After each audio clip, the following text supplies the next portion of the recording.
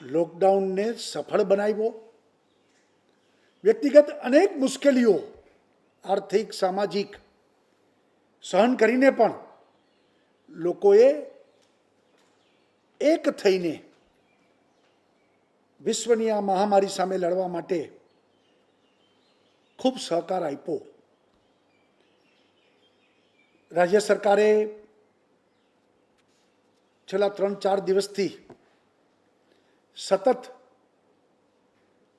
હસમુખ અઢિયા કમિટીએ આપેલા રિપોર્ટની ચર્ચા વિચારણા કરીને રિપોર્ટમાં આપેલ ભલામણો એ સિવાય પણ વધારાની જે કાંઈ રજૂઆતો અને પાર્ટીના કાર્યકર્તાઓ દ્વારા થયેલા સૂચનો એનો વિચાર કરીને આજે મને આનંદ છે કે ગુજરાતને ફરીવાર ધમધમતું કરવા, ગુજરાત હંમેશા ઇકોનોમિક એક્ટિવિટીમાં અગ્રેસર રહ્યું છે, ત્યારે બને એટલું વહેલું ગુજરાત દોડતું થઈ જાય. ગુજરાતના ધંધા વેપાર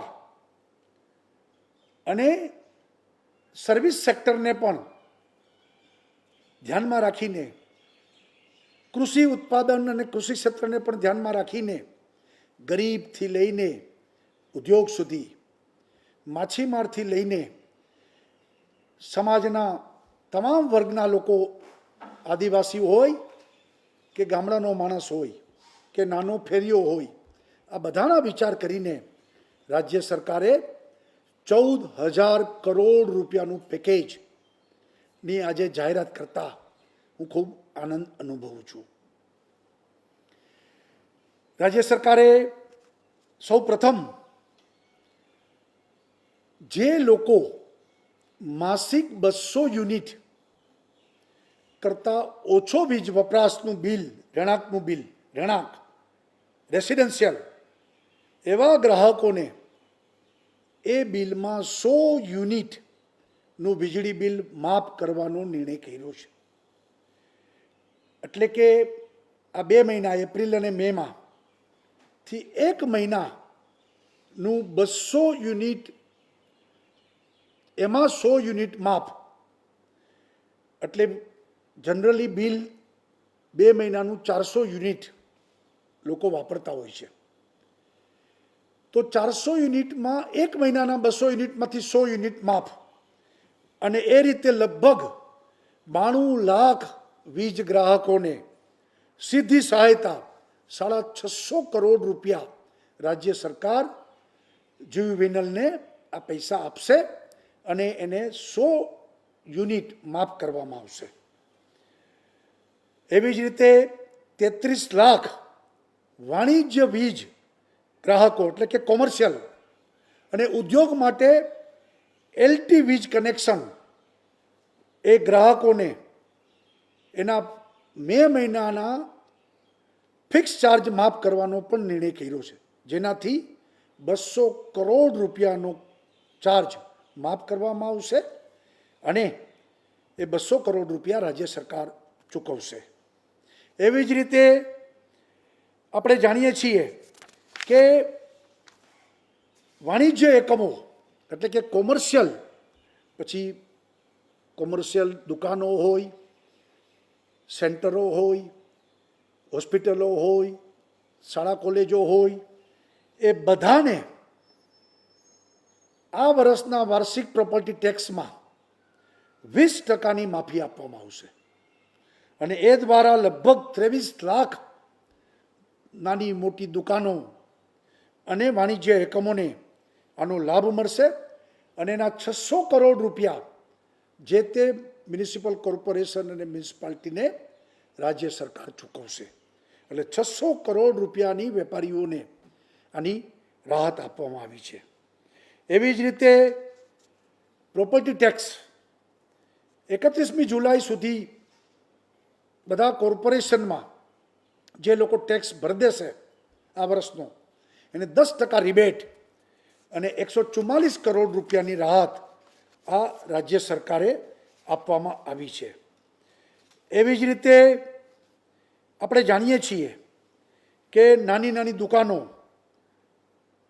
provision stores, medical stores, mobile shops, garage, shopping સેન્ટરો, આ બધામાં જૂન, જુલાઈ, ઓગસ્ટ એમ 3 મહિના માટે જે વીજ કર 20% જે લેવામાં આવે છે એ 3 મહિના માટે 15%, 5% ઘટાડવામાં આવ્યો છે.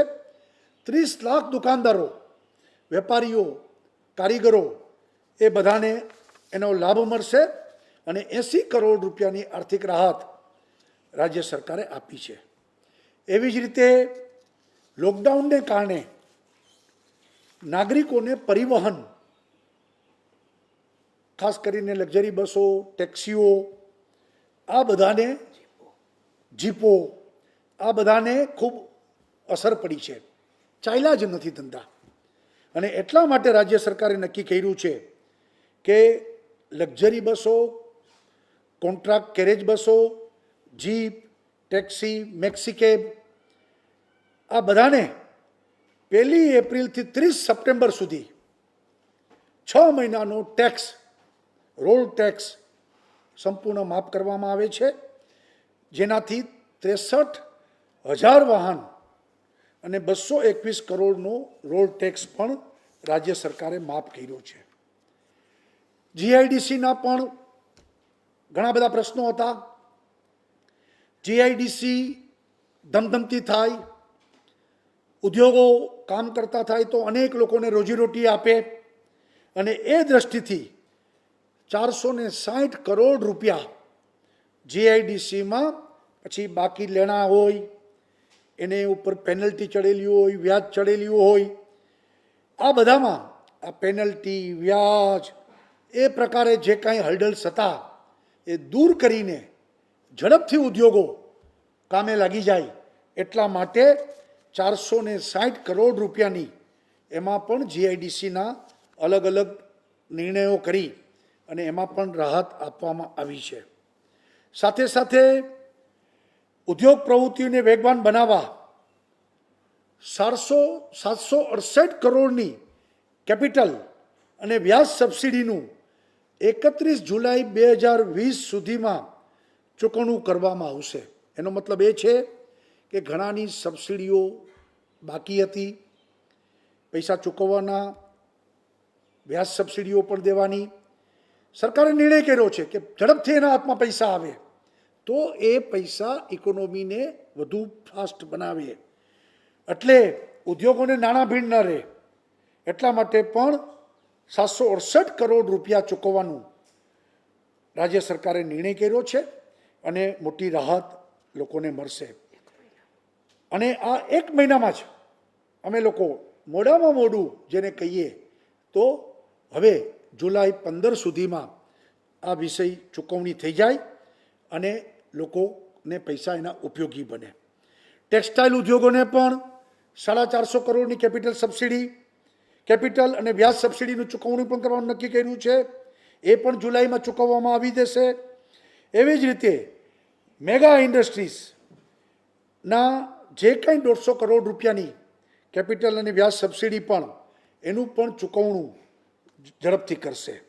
ખાસ કરીને જીએસટીમાં રિફંડ લગભગ 3200થી વધુ વેપારી સંસ્થાઓ 1200 કરોડનું જે પડતર વેટ અને જીએસટી રિફંડ જે છે એ પણ જુલાઈ સુધીમાં ચૂકવવાનો પણ સરકારે નિર્ણય કર્યો છે, જેથી વેપારીઓને એ નાણાં ભીડ ન રહે અને આગળ એ લોકો વધી શકે. એવી જ રીતે રાજ્ય સરકારે હાઉસિંગ સેક્ટરમાં, ખાસ કરીને હાઉસિંગ સાથે ઘણી બધી રોજગારી જોડાયેલી હોય છે, અનેક લોકો એમાંથી રોજગાર મેળવતા હોય છે. પછી કડિયા કામ હોય, સુતારી કામ હોય, પ્લમ્બર કામ હોય, ઇલેક્ટ્રિશિયનનું કામ હોય, ફર્નિચરનું કામ હોય, આ બધા લોકોને કામને વેગ મળે એટલા માટે એફોર્ડેબલ હાઉસિંગ ક્ષેત્રમાં આપણે 1,60,000 નવા મકાનો એફોર્ડેબલ હાઉસિંગના ગરીબ અને મધ્યમ વર્ગના લોકોને મળે એટલા માટે 1,000 કરોડ રૂપિયાની સબસિડી રાજ્ય સરકાર ચૂકવશે અને આ ક્ષેત્રમાં પણ ખૂબ ચેતનવંતુ બને એ માટે પણ રાજ્ય સરકારે નિર્ણય કર્યો છે. આપણે 24 લાખ ખેડૂતો 39,000 કરોડ રૂપિયાની ટૂંકી મુદતનું પાક ધિરાણ 0% વ્યાજે આપવામાં આવે છે. સહકારી બેન્કો, રાષ્ટ્રીયકૃત બેન્કો દ્વારા ચૂકવાય છે અને એટલા માટે 410 કરોડ રૂપિયા એ સબસિડી રાજ્ય સરકાર ચૂકવશે અને 31મી ઓગસ્ટ સુધી આ લોકોને વ્યાજ ભરવું ન પડે લોનનું, એની પણ વ્યવસ્થા રાજ્ય સરકારે કરી છે.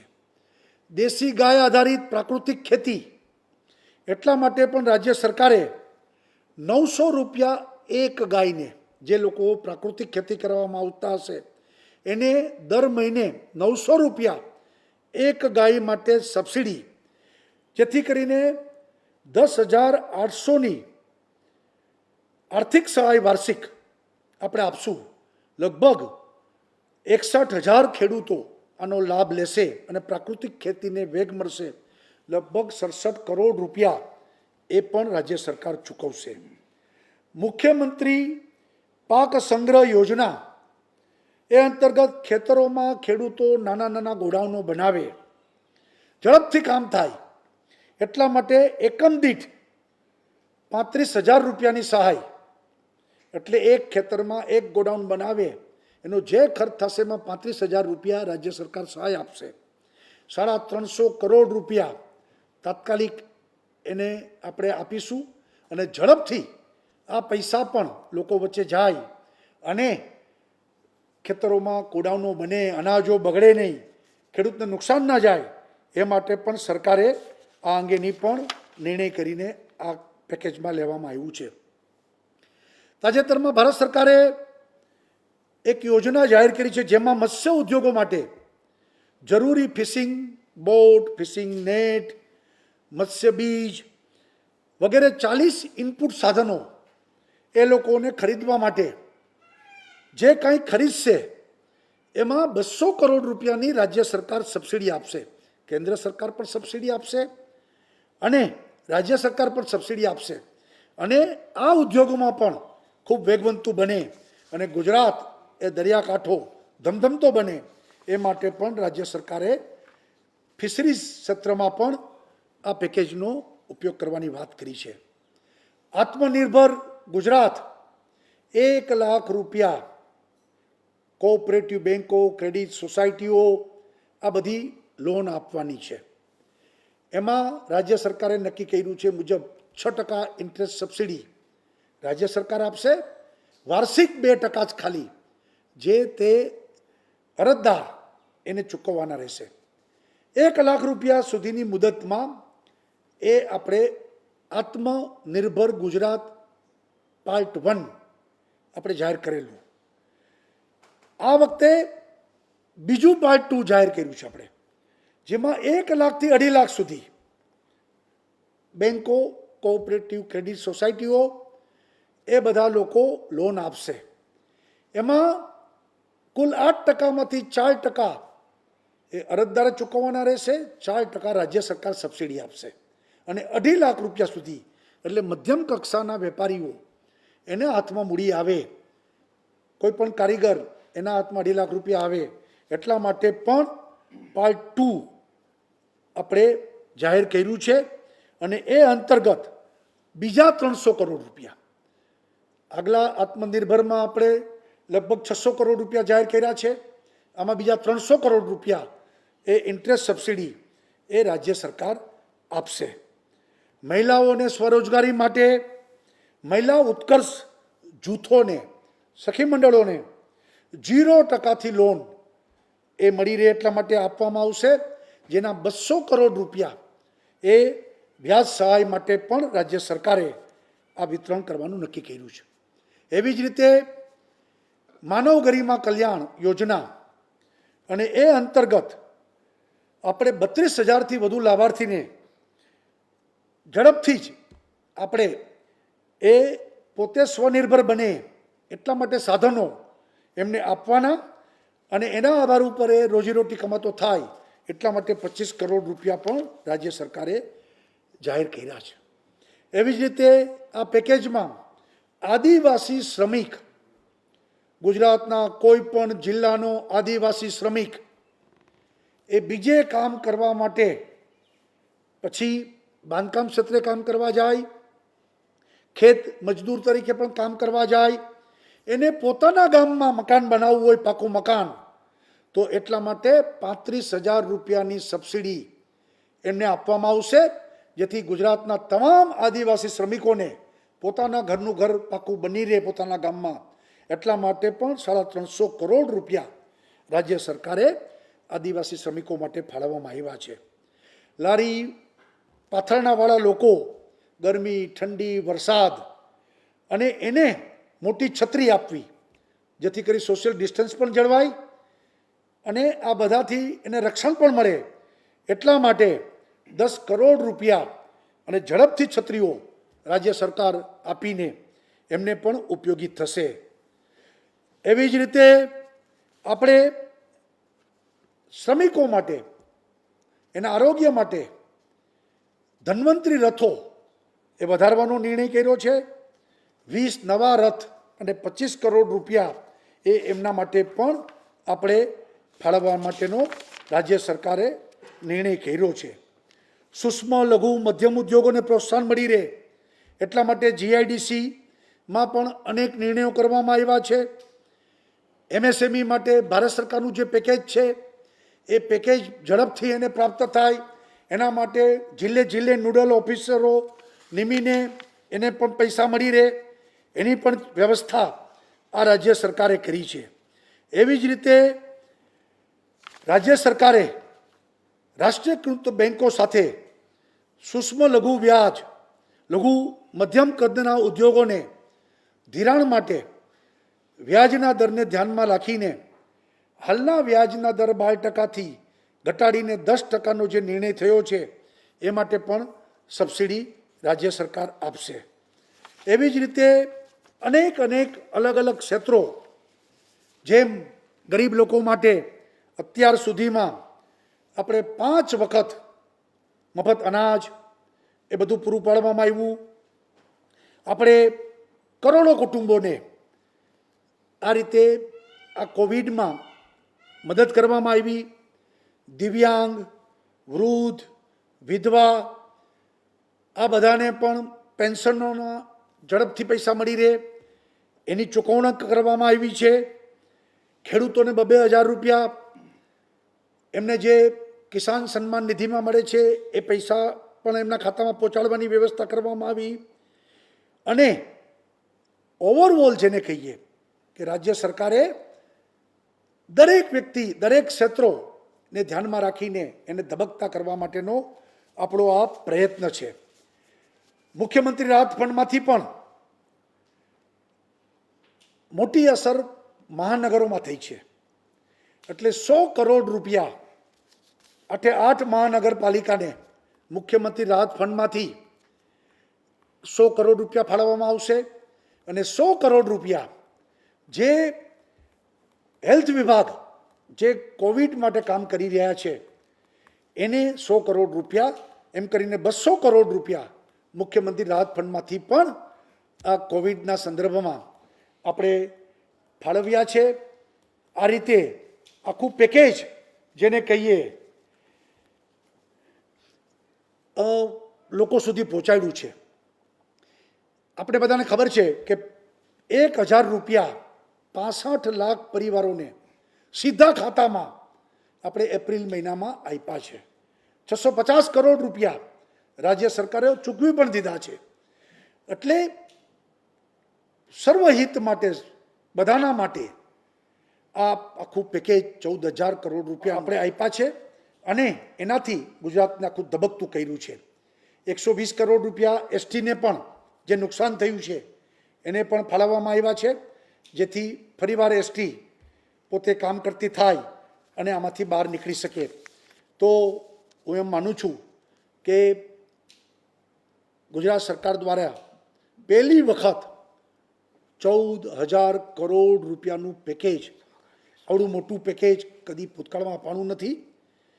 આ વખતે રાજ્ય સરકારના બધા અમે મંત્રીઓ, અધિકારીઓ સાથે મળીને તમામ ક્ષેત્રોને ધ્યાનમાં રાખી અને ગુજરાત વાઇબ્રન્ટ ગુજરાત બને, ગુજરાત અગ્રેસર રહે, ગુજરાત ઉદ્યોગ વેપાર માટે આખી દુનિયા માટે બેસ્ટ ડેસ્ટિનેશન બની રહે અને ઝડપથી બધું પુનઃસ્થાપિત થાય એ માટે આજે આ એક પેકેજની જાહેરાત કરવામાં આવે